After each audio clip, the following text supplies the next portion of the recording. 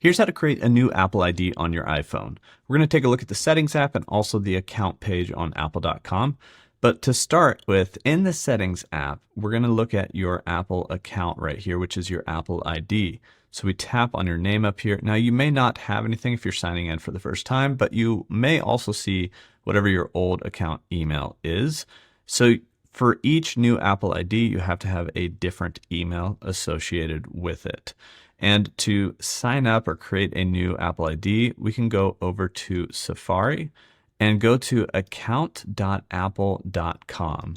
When we're here, we can click this little drop down arrow or tap on that, and then you can go to create your Apple account.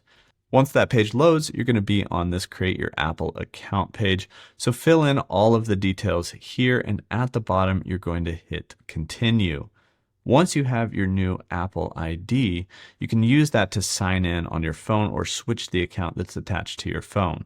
So we go into settings, and inside of here, when we go into that Apple account, it's either going to say sign in, and so you're going to go ahead and sign in right away, or you're going to need to scroll down to the bottom and you're going to tap on this sign out button, and then you can choose to erase everything that's on the phone and sign in with that new ID, or don't erase things on the phone and sign out without erasing, and then you can sign in with that new Apple ID. But that's how you can create a new Apple ID on the iPhone. I'll leave a link in the description to that account page at Apple that you can go to sign up for your new Apple ID. If you like this video and it helped you out, leave a like on this video, and I'll see you guys in the next one.